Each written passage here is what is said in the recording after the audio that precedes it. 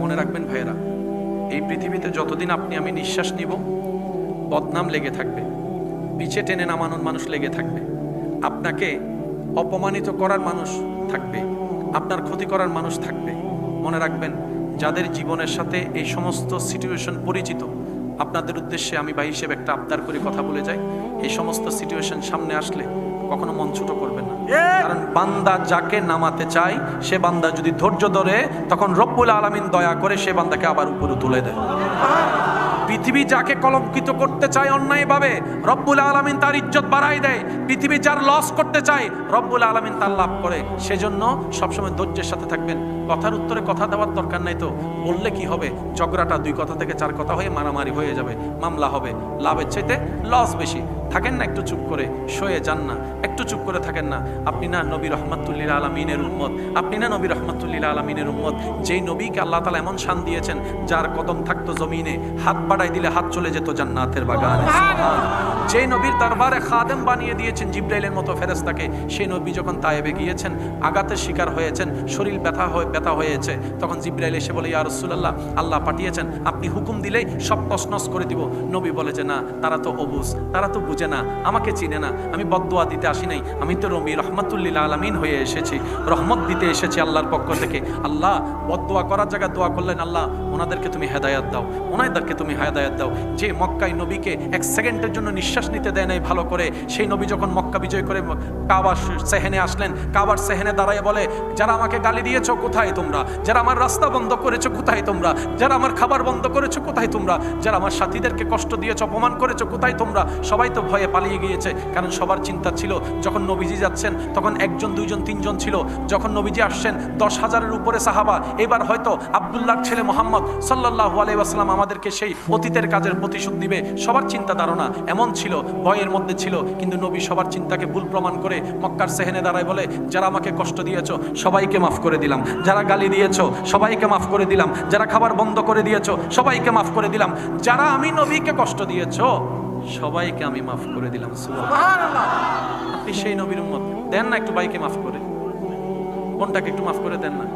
হয়েছে তো, অনেক হয়েছে তো, এই মামলা টামলা দিয়ে আর কি হবে বলেন না। টাকা যাচ্ছে, সময় যাচ্ছে, লাভের লাভ কিচ্ছু হয় না। 1 ইঞ্চি জায়গা, একটু জায়গা আপনি বড় তো দেন না ছোটকে ছেড়ে। আর আল্লাহকে বলেন, আল্লাহ তুমি আমাকে দিয়েছো, আমার ছোটকে আমি দিয়েছি, সুতরাং আমার সন্তানের জিম্মাদার আমি তোমাকে বানাই দিলাম। আল্লাহ যতটুকু আমি দিয়েছি, মান জাআ বিল হাসানাতি ফালাহু আশরু আমসালিহা, আল্লাহ আমি সন্তানের বাপ হিসেবে তোমার দরবারে দোয়া করলাম, আমার সন্তানদেরকে, আমার বংশধরকে, আমার নাতিপুতিদেরকে এই সম্পত্তির 10 গুণ বেশি তুমি দান করিও। দেখবেন যে আল্লাহ সবকিছু আবার আপনাদেরকে ফেরত দেবে। সব মামলা এখানে ওখানে করেন কেন? কিছু মামলা বান্দা হিসেবে রবের কাছে করেন না, যেখানে আহকামুল হাকিমিন ন্যায় বিচার করে।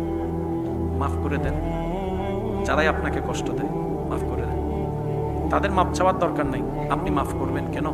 মাফ করাটা আপনার রব পছন্দ করে, সেজন্য আপনি মাফ করবেন।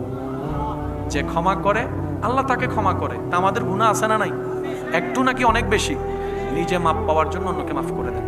এই মুহূর্তে আমি সবার উদ্দেশ্য বলবো, যার অন্তরে, যার চোখে ভাসছে, যে যাকে যতটুকু কষ্ট দিয়েছে, আপনার শত্রু, আপনার দুশমন, দুনিয়াবি কারণে, আল্লাহর দিকে তাকায় সবাইকে মাফ। যারা যারা মাফ করতে পারবেন তারা একবার বলেন ইনশাআল্লাহ। কোনো কারণ দাড়ি কমার দরকার, মাফ করলাম কার জন্য? সবাই মিলে বলেন, মাফ করলাম কার জন্য? যিনি আপনাকে কষ্ট দিয়েছেন। কয়টা? 1টা অথবা 2টা, না হয় 3টা, না হয় 5টা। আমরা গুনাহ করছি কয়টা? হাজার হাজার। 5টা কারণের গুনাহ মাফ করে দিলাম, নিজের হাজার হাজার গুনাহ মাফ পাওয়ার জন্য। পারবো ইনশাআল্লাহ? পারবো ইনশাআল্লাহ? কোনো দাড়ি কমার দরকার, কোনো কারণের দরকার, কোনো কিছুর কিন্তুর দরকার, কোনো বিচারের দরকার? বিচার যদি করে আল্লাহ করবে, আমাদের করার দরকার নাই। কারণ আসামি কখনো বিচারক হতে পারে না। আমরা নিজেরাই সবাই আসামি, সবাই সবাই আসামি। এখানে বিচারক বলতে কেউ নাই। সেজন্য আহকামুল হাকিমিন একমাত্র বিচারক, যার বিচারের মধ্যে 19-20। আমার মা বোন যারা ঘরে রান্না করে, আপনাদের ঘরে যারা রান্না করে, দেখবেন ওনারা সারা দিন কষ্ট করে যে রান্নাটা করে, যেটা আপনার আমার ক্ষুধা নিবারণের কাজে সহযোগী হয়, ওনাদেরকে রান্না করতে দেখলে কখনো একটু পাশে দাঁড়িয়ে দেখবেন, ওনারা সব কিছুই দেয় অতটুক আঙ্গুলে উঠে যতটুক দরকার, অতটুকুই আঙ্গুলে উঠে আপনার সাথে কথা বলতে বলতেই দিবে। কিন্তু আপনি যদি আঙ্গুলের দিকে দেখেন, দেখবেন ওই মশলা অতটুকুই উঠলো অতটুকু রান্নার জন্য দরকার হয়। লবণ যদি বেশি হয় খাওয়া যাবে, লবণ যদি কম হয় খাওয়া যাবে। তো ওনারা তো খেয়েও দেখে না, রান্না করেই ফেলে শত মানুষের রান্না। এই আঙ্গুলে বাস দেওয়ার সাথে সাথে চোখ দিয়ে যখন সে রান্নার পাত্র দেখবে, আঙ্গুলে ঠিক অতটুকুই উঠবে লবণ যতটুক দরকার। কথা বলেন ঠিক কিনা? বুঝ যখন চলে আসে, ভাঙ্গা সম্পর্ক জোড়া লেগে যায়। বুঝ যখন চলে আসে, তখন কঠিন গণিতটাও সহজ লাগে। কথা বলেন ঠিক কিনা? প্রিয় জিনিস দূরে রাখে নাকি কাছে? অন্যকে দেয় নাকি নিজের কাছে? আল্লাহর সৃষ্টিতে সবচাইতে আল্লাহর ভালোবাসা আর আপনার আমার নবী রাহমাতুল্লিল। সেই নবীকে আল্লাহ নিজের কাছে না রেখে,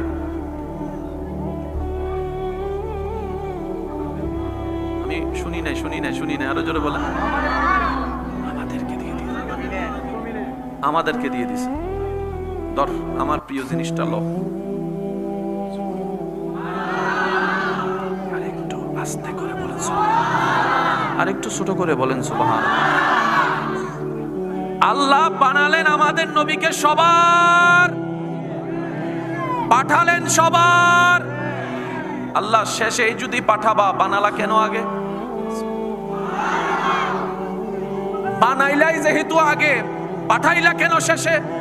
রব বলে যে আমি রবের প্রত্যেকটা কাজে হিকমত আছে, আমি রবের প্রত্যেকটা কাজে কুদরতের নিদর্শন আছে, আমি রবের প্রত্যেকটা কাজের মধ্যে একটা উত্তম প্ল্যানিং আছে। চিৎকার দিয়ে বলেন সুবহানাল্লাহ। আল্লাহ পাক বানাই রাখলেন আপনার আমার নবী, হাবিব নবী, রাহমাতুল্লিল আলামিন নবী, দু জাহানের বাদশা নবী, গুনাহগার উম্মতের কান্ডারি নবী, মেরাজের দুলা নবীকে আল্লাহ তাআলা বানাই রাখলেন। বানানোর পরে আল্লাহ পাক সবকিছু সৃষ্টি করলেন। আদম নবীকে বানালেন, মূসা নবীকে বানালেন, ঈসা নবীকে বানালেন, দাউদ নবীকে বানালেন। আমি সুবহানাল্লাহ শুনতে পাচ্ছি না তো? ইউসুফ নবীকে বানালেন। এবার আল্লাহ তাআলার নবীদের লিস্টি বানালেন, রসুলের লিস্টি বানালেন। এবার আল্লাহ পাক লিস্টি করলেন কে পৃথিবীতে কখন আসবে, কে আগে আসবে, কে পরে আসবে। ওই ধারাবাহিকতায় আল্লাহর হুকুমে সময়ে সময়ে আসমান থেকে নবী রাসূলরা আল্লাহর দেওয়া পদ্ধতিতে দুনিয়াতে চেহারা উদ্ভাসিত হতে লাগলো। কখনো দুনিয়া দেখে আদম নবীর চেহারা, কখনো দুনিয়া দেখে শীষ নবীর চেহারা, কখনো দুনিয়া দেখে মূসা নবীর চেহারা, কখনো দুনিয়া দেখে ঈসা নবীর চেহারা, কখনো দুনিয়া দেখে দাউদ নবীর চেহারা, কখনো দুনিয়া দেখে ইউসুফ নবীর চেহারা, কখনো দুনিয়া দেখে আইয়ুব নবীর চেহারা। জিব্রাইল বলে মওলা গো, যাকে সবার আগে বানালা ওনাকে কি পাঠাবা না, ওনাকে কি পাঠাবা না? 1 নম্বর চলে আসলো, 5 নম্বর নবী চলে আসলো, 10 নম্বর নবী চলে আসলো, 10 লাখ নবী, 1 লাখ নবী চলে আসলো। আল্লাহ এখনো পাঠাবা না? রব বলে যে না, ওদেরকে যেতে দাও, আমার হাবিব পরে যাবে। ওদেরকে যেতে দাও, আমার বন্ধু পরে যাবে। ওরাদেরকে যেতে দাও, আমার বন্ধু পরে যাবে। এখন না, আস্তে আস্তে ঈসা নবী চলে আসলেন। নবীদের লিস্টিতে, রসুলের লিস্টিতে আর কোন নবী রসুল আমার নবী ছাড়া আর কোন নবী রসুল বাকি